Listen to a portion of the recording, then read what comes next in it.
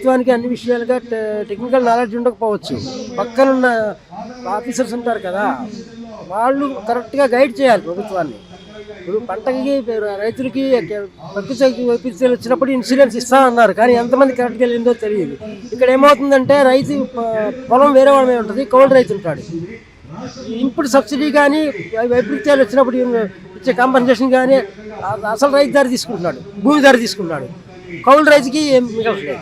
ఆ విధానాన్ని కొద్దిగా గవర్నమెంట్ కన్సిడరేషన్లోకి తీసుకుని దాన్ని మార్చే ప్రయత్నం చేయాలి. అంటే సార్ యూరియా వరకు చూసుకున్నా కానీ బ్లాక్లోనే దొరుకుతుంది తప్ప ప్రభుత్వ సొసైటీల్లో కానివ్వండి ఎక్కడ కూడా ఆధారిత కేంద్రాల్లో కూడా ఇచ్చినా ఏమీ ఉపయోగం లేకుండా పోయింది. రైతు కార్డులు సరిగ్గా పనిచేయడం లేదు.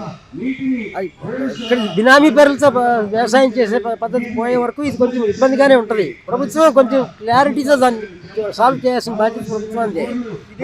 ఇదే ఇన్సూరెన్స్ విధానంలో ఇన్సూరెన్స్ చేస్తే కనుక పంటలో మిగిలిన ఏదైతే పంట ఉంటుందో నష్టపోయిన తర్వాత మిగిలింది అది కొనడానికి వీల్లేదని వీళ్ళే సర్క్యులర్లు పాస్ చేస్తున్నారు. ఏంటి సార్ ఈ విధానం ఏంటి?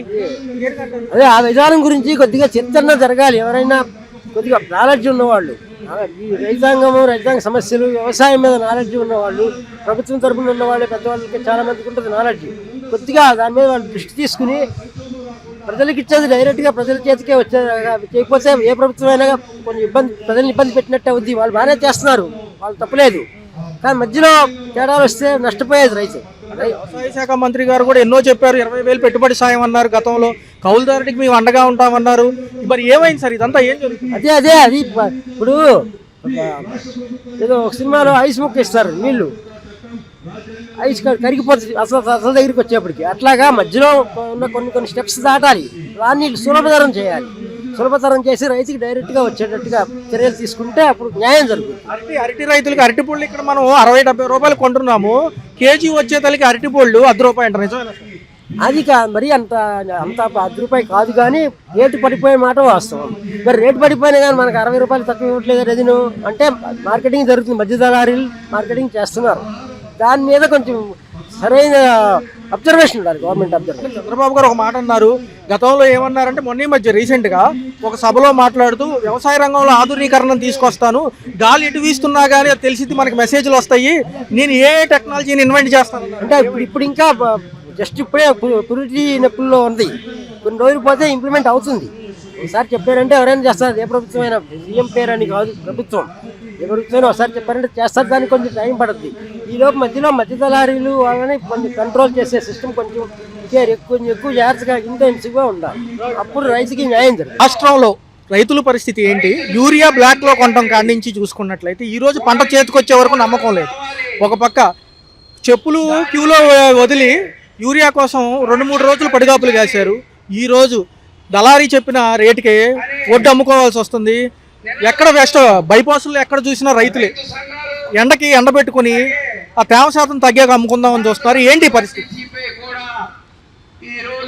రైతు లేనిదే రాజ్యం లేదు. రైతు పంటను పండిస్తేనే మనం తింటాం. మనం ఎంత సంపాదించుకున్నా ఎంత ఇచ్చేసినా ఉపయోగం లేదు.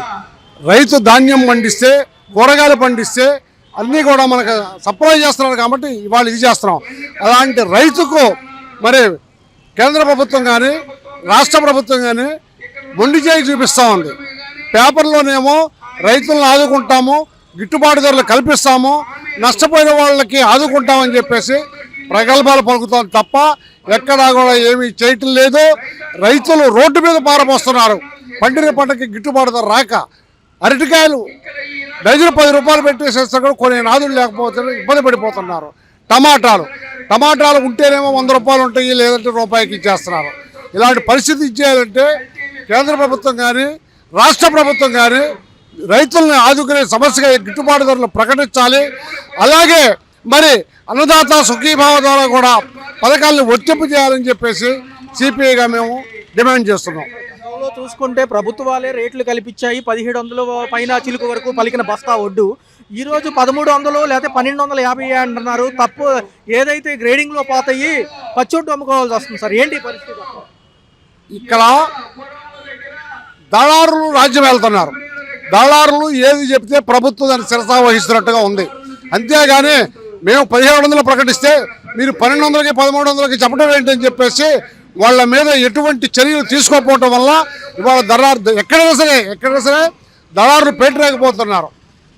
మార్కెట్కి వస్తేనేమో కూరగాయల రేట్లు ధరలు పెరుగుతున్నాయి. అక్కడ చూస్తేనేమో కిలో రూపాయి, 5 రూపాయలు, 3 రూపాయలకు కొంటున్నారు. ఇదంతా ఏంటి? ఈ దళారీ వ్యవస్థని నిర్మూలించాలి. దళారీ వ్యవస్థను నిర్మూలించి రైతులకు డైరెక్ట్గా ప్రభుత్వమే కొనుగోలు చేయాలని చెప్పేసిగా మేము సిపిఐగా విజ్ఞప్తి చేస్తున్నాం. వ్యవసాయ శాఖ మంత్రి గారు దీని గురించి అవగాహన ఉందా సార్? 20,000 పెట్టుబడి సాయం అన్నారు. అది 2 దఫాలుగా అన్నదాత సుఖీభావ 2 ఫేజుల్లో కూడా చాలా మందికి డేటా మిస్ మ్యాచ్ వల్ల అందకపోవడం జరిగింది. మరి ఏం జరుగుతుంది సార్? ఆయన ఒకసారి ఇనిషియేటివ్ తీసుకోవచ్చు కదా. వ్యవసాయ రంగంలో ఆధునీకరణ తీసుకొస్తానని చంద్రబాబు గారు గాలి ఎటు ఇచ్చినా మనకు తెలిసిద్ది, మీ మెసేజ్లు పంపిస్తామన్న వ్యక్తి ఇప్పుడు ఎందుకు పట్టించుకోరు? ఏ శాఖ అయినా ఇప్పుడు ఉదాహరణకి వ్యవసాయ శాఖ మంత్రి ఉన్నాడు. ఆయన అన్నిటిలోనూ ఆరితేరిన వాడే ఉంటేనే ఇలాంటి సమస్యలు తొందరగా పరిష్కారం చేస్తారు. అంతేగాని పేరుకు వ్యవసాయ శాఖ మంత్రి, ప్రభుత్వం ఏది చెబితే, ముఖ్యమంత్రి గారు ఏది చెబితే దాన్నే కొనసాగించాలి. అంతేగాని సొంతంగా ఎటువంటి చర్యలు తీసుకుంటానికి లేదు. చెప్తున్నారు అన్నదాత సుఖీభావ చేస్తున్నారు. ఎంతమందికి చేస్తున్నారు? ఎక్కడ చేస్తున్నారు? అవి రైతులకు ఎప్పుడు అందుబాటులోకి వస్తాయి? ఈ లోపు రైతులు ఆత్మహత్యలు చేసుకుంటున్నారు. చూస్తూనే ఉన్నాం ఎంతమంది రైతులు ఆత్మహత్యలు చేసుకుంటున్నారో.